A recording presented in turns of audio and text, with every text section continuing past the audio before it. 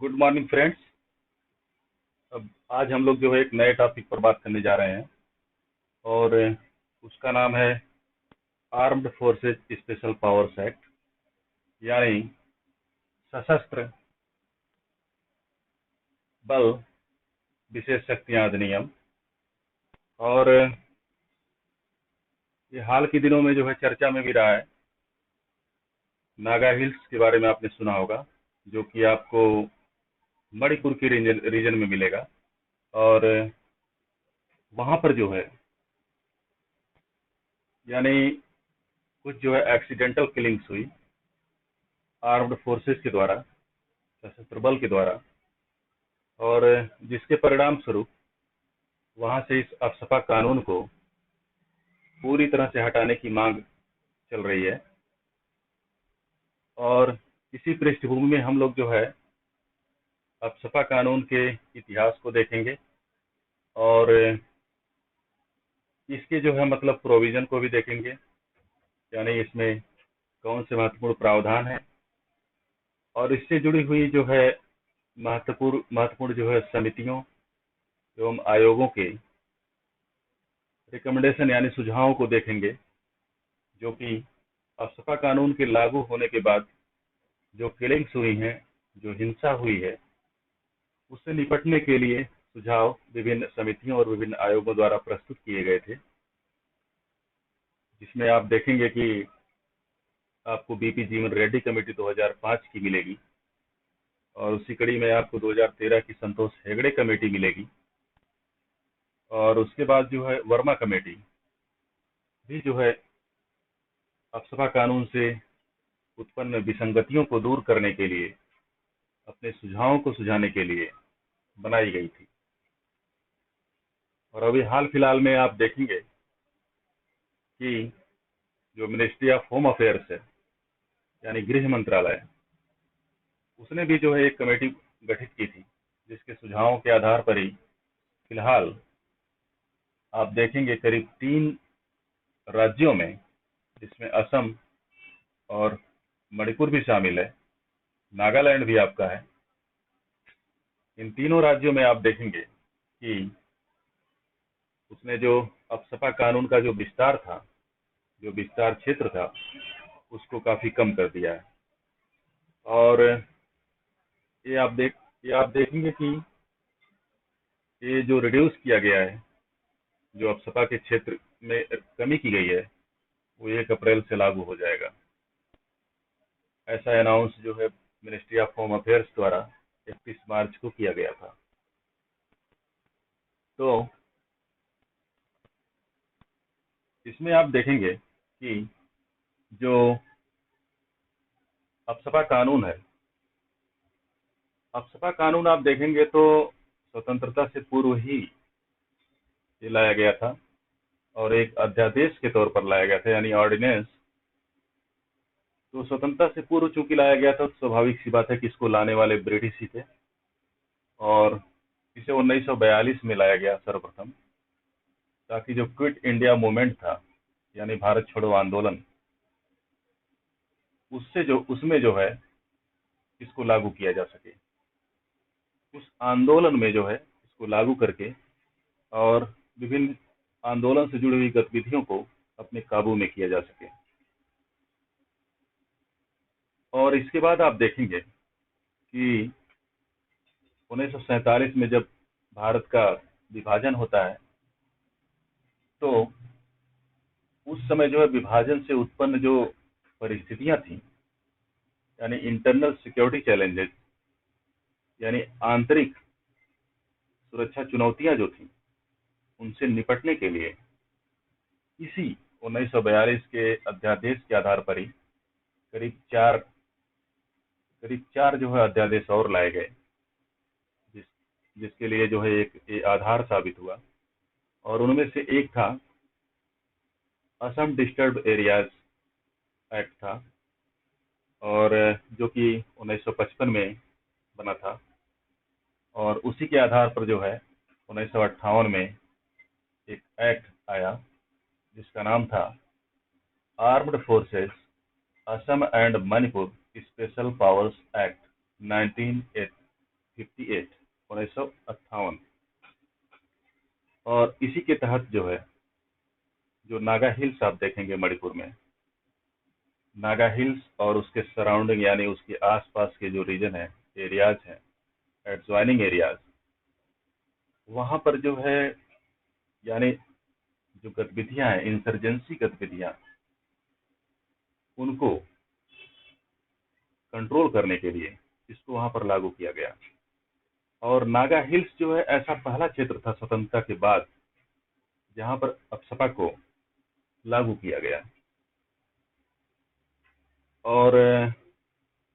इसके बाद आप देखेंगे कि यहाँ पर लागू करने के बाद ये धीरे धीरे जो गतिविधियां जो है यानी इंसर्जेंसी की जो गतिविधियां हैं, जो वहां पर विरोध की गतिविधियां हैं, जो कि आप देखेंगे कि कई जो देश हैं, जैसे चाइना हुआ, पाकिस्तान हुआ, ये सब भी जो है, चाइना प्रमुख रूप से पूर्वोत्तर क्षेत्र में जो है दखल देता रहता है और उसके द्वारा भी जो है यहाँ पर ऐसी इंसर्जेंसी की गतिविधियों को प्रोत्साहित किया जाता है। तो इसमें आप देखेंगे कि वहां पर ऐसी गतिविधियों से निपटने के लिए ही इस कानून को वहां पर लागू किया गया। और आप इसे देखेंगे कि 1960s का दौर अगर आप देखेंगे तो उसमें मणिपुर और मिजोरम, इन क्षेत्रों में आप देखेंगे इसका विस्तार किया गया। और 1970s का दौर आप देखेंगे तो उस समय असम और त्रिपुरा, इन क्षेत्रों में जो है इसका विस्तार किया गया। और इस तरह से उत्तर पूर्व क्षेत्र में इंसर्जेंसी की गतिविधियों को कंट्रोल करने के लिए वहां पर जो है इसका बड़े पैमाने पर विस्तार किया गया। लेकिन अब हम लोग देखेंगे कि जो ये अप्सपा है, आखिर इसके वो प्रोविजन कौन कौन से हैं जिनकी वजह से जो है समस्याएं पैदा होती हैं। पहले तो हम लोग देखते हैं कि अप्सपा की शक्तियां क्या हैं और उसके बाद हम लोग देखते हैं इसके प्रोविजन को। तो अप्सपा आप देखेंगे कि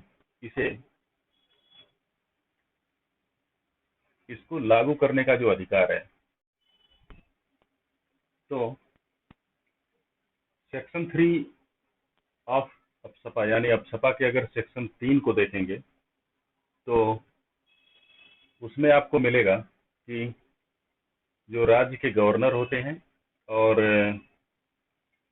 यूनियन टेरिटरी यानी कि केंद्र शासित प्रदेश के प्रशासक होते हैं, एडमिनिस्ट्रेटर, इन दोनों लोगों के पास पावर होती है कि किसी भी एरिया को जहां पर ये देखेंगे कि यानी पीस और ट्रैंक्विलिटी यानी शांति के लिए खतरा है, विभिन्न समुदाय के बीच, विभिन्न जातियों के बीच, विभिन्न धर्मों के बीच, तो उस एरिया को ही एक नोटिफिकेशन के द्वारा गवर्नमेंट ऑफ इंडिया के गजट में प्रकाशित कर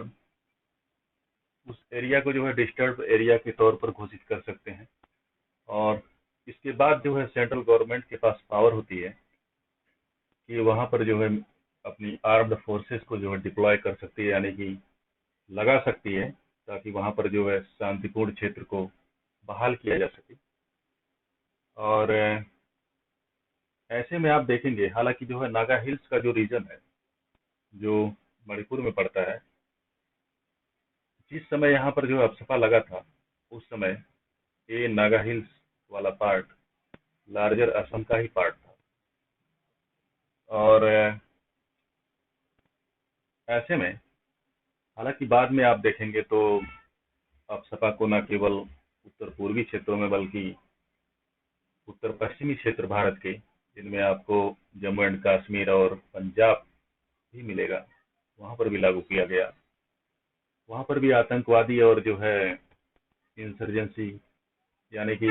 टेररिस्ट और सेपरेटिस्ट, इन सब यानी कि अलगाववादी और आतंकवादी गतिविधियों के चलते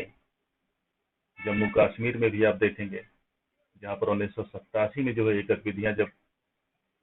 तीव्रता को पकड़ने लगी, तीव्र होने लगी, तो 1990 में जो है अफसपा को वहां पर भी लागू किया गया। और उससे पूर्व आप देखेंगे पंजाब में, तो पंजाब में भी जो है 1983 में आप देखेंगे कि खालिस्तान का जो मूवमेंट था, जो चल रहा था, इस मूवमेंट को देखते हुए, इसकी सेपरेटिस्ट यानी कि अलगाववादी नीतियों को देखते हुए पंजाब में भी जो है इसे लागू किया गया। हालांकि खालिस्तान का मूवमेंट खत्म होने के काफी समय बाद जो है इसे वहां पर वापस लिया गया। और इसके बाद आप देखेंगे कि इसका जो विरोध जो लगातार होता रहा है, वो इस बात को लेकर होता रहा है कि इसमें जो पावर दी गई है आर्म्ड फोर्सेस को, पहले तो हम ये समझ लेते हैं कि आर्म्ड फोर्सेस के अंतर्गत आती कौन कौन है। तो आर्मी आप देखेंगे उसमें आपकी आर्मी हो गई, आपकी जो है स्टेट पुलिस हो गई, और आपकी पैरामिलिट्री फोर्सेस हो गई। ये सारी ही जो है आर्म्ड फोर्सेस की कैटेगरी के अंतर्गत आती हैं। और ये तीनों मिलकर ही जो है किसी भी राज्य या केंद्र शासित प्रदेश में जहाँ पर अफस्पा लागू किया जाता है, वहाँ पर शांतिपूर्ण तरीके से, यानी कि वहाँ पर शांति बहाल करने का प्रयास करती हैं। और ऐसे में चूंकि इनको जो है, यानी एक तरीके से आप देखेंगे कि अनब्रिडल्ड पावर, यानी कि निरंकुश शक्तियां दी गई हैं। और इसकी आप देखेंगे ह्यूमन राइट जो ऑर्गेनाइजेशंस हैं, मानवाधिकार संगठन है और सिविल सोसाइटीज हैं, और इवन सुप्रीम कोर्ट तक ने जो है इसको क्रिटिसाइज किया है। इनके द्वारा जो ग्रास ह्यूमन राइट वायलेशन किए गए हैं कभी कभी एक्सीडेंटली, और उनमें उत्तर पूर्व के क्षेत्र में इस चीज को लेकर लगातार विरोध होता रहा है। और यही सब वजह हैं जिनके जिनके चलते आप देखेंगे कि इस अफसपा कानून को अनकॉन्स्टिट्यूशनल भी कहा जाता है। यानी कि कॉन्स्टिट्यूशनल ऑफ कंट्री में आप देखेंगे तो ऐसे कानून माना जाता है कि ऐसे कानून एग्जिस्ट नहीं करने चाहिए, जो कि इतनी व्यापक स्तर पर जो है फोर्सेस को शक्तियां देते हैं, जिसके आधार पर जो है मानवाधिकार का उल्लंघन होता है, यानी कि संविधान के तहत जो मानवाधिकार हैं उनका हनन होता है। ऐसा जो है मानवाधिकार संगठनों और सिविल सोसाइटीज के द्वारा जो है लगातार आरोप लगाया जाता है। और इसी कड़ी में आप देखेंगे कि इसे जो है इसीलिए ड्रैकोनियन लॉ के तौर पर भी इसको संज्ञा दी जाती है। और आगे आप देखेंगे कि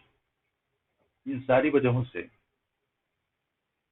इस कानून को लेकर, यानी कि इस कानून में किस तरीके से सुधार किया जाए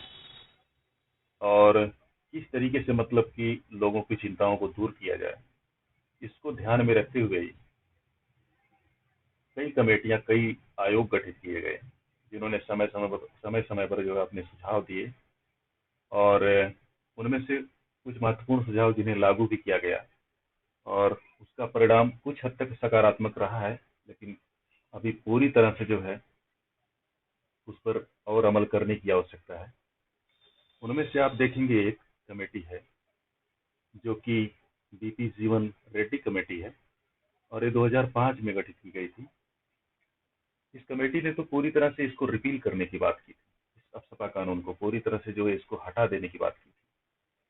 और दूसरा आप देखेंगे 2013 में आपको, जैसा कि मैंने पहले शुरुआत में बात की कि एक कमेटी थी जिसका नाम था संतोष हेगड़े कमेटी। उसने जो है वो खास तौर से जो मणिपुर में जो है एक इन्वेस्टिगेशन से जुड़ी हुई कमेटी थी। वहां पर ह्यूमन राइट वायलेशन से रिलेटेड था अफसपा के चलते। उसी संदर्भ में इसने अपना सुझाव दिया था कि सरकार को ऐसा प्रयास करना चाहिए कि प्रत्येक 6 महीने पर, यानी पीरियडिकली रिव्यू किया जाए इस कानून का, कि किस एरिया में स्थिति की सुधरती हुई स्थिति के अनुसार वहां पर लागू किया जाना है या नहीं, यानी वहां से हटाया जा सकता है या वहां पर बरकरार रखा जा सकता है। इस सब संदर्भ में जो है अपने उसने सुझाव दिए थे। और उस कमेटी का कहना था कि अगर जरूरत नहीं है तो यहाँ पर लागू नहीं किया जाना चाहिए। और भी इसमें जो है लगातार जो है इस पर प्रयास करना चाहिए कि डेवलपमेंटल एक्टिविटीज़ को ज़्यादा महत्व दिया जाए, ताकि जो है हम अपसपा का प्रयोग कम से कम कर सकें। एक और पॉइंट यहाँ पर नोट करने की बात है कि आप देखेंगे कि 1976 का एक कानून है जिसका नाम है armed forces special courts act 1976, और इसमें प्रावधान है कि अगर जो है अपसपा को एक बार लागू कर दिया गया तो उसे 3 महीने से पहले जो है कि हटाया नहीं जा सकता, ये उसमें प्रोविजन है। तो इस तरीके से हम लोगों ने कई महत्वपूर्ण बिंदुओं को देखा जो कि armed forces special power act से जुड़े हुए थे, और इस कड़ी में आप देखेंगे कि अपसपा जो कानून है, एक पॉइंट जो हम लोगों को उस पर ध्यान देना चाहिए कि इसमें जो पावर्स जो आर्म्ड फोर्सेस को दी गई हैं उसमें बेसिकली जो है 3 ऑफिसर, 3 कैटेगरी के ऑफिसर खास तौर से इसको लागू करने के लिए जिम्मेदार होते हैं, जिनमें पहले तो कमीशन्ड ऑफिसर होते हैं, दूसरे नॉन कमीशन्ड ऑफिसर होते हैं जिन्हें बैकबोन के तौर पर भी जाना जाता है, और तीसरे जो है वारंट ऑफिसर होते हैं। और यही तीनों लोग जो है सिचुएशन जैसी हो उसके अनुसार अपना अनुमान लगा करके वहां पर यानी किस तरीके की कार्रवाई करनी है वो करते हैं। और एक कानून बेसिकली इतनी ज्यादा पावर देता है आर्म फोर्सेस को, या आप इससे अंदाजा लगा सकते हैं कि ये बिना किसी भी वारंट के अरेस्ट कर सकते हैं किसी भी संदिग्ध पर्सन को, और किसी भी प्रीमाइसेस को, किसी भी परिसर को सर्च कर सकते हैं, और इन सब के चलते आप देखेंगे यानी संदेह के आधार पर ऐसा कर सकते हैं। और इन सब के पीछे आप देखेंगे कि इनके खिलाफ जो है कोई भी इन्वेस्टिगेशन नहीं हो सकती, और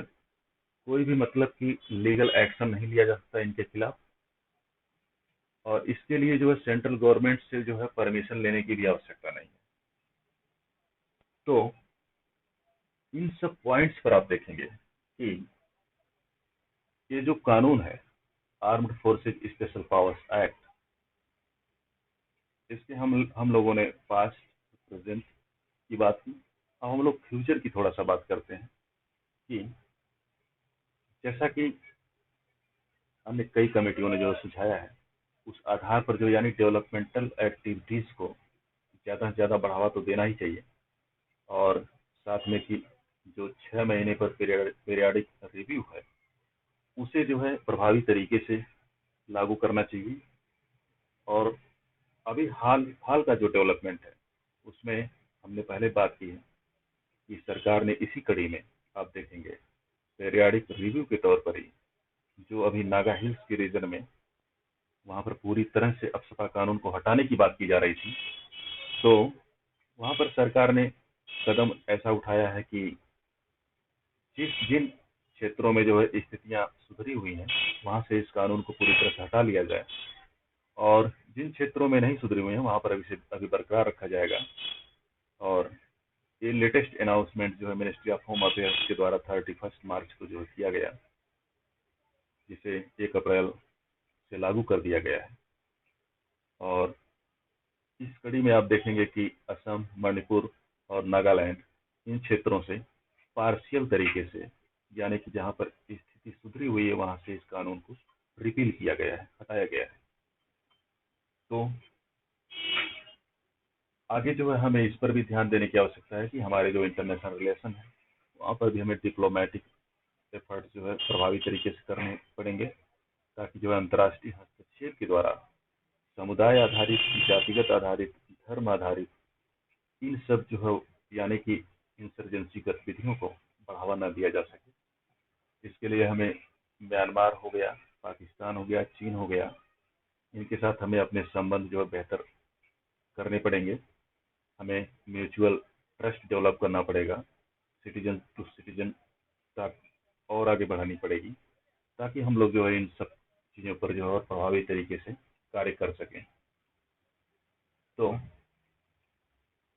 आज के लिए बस इतना ही, और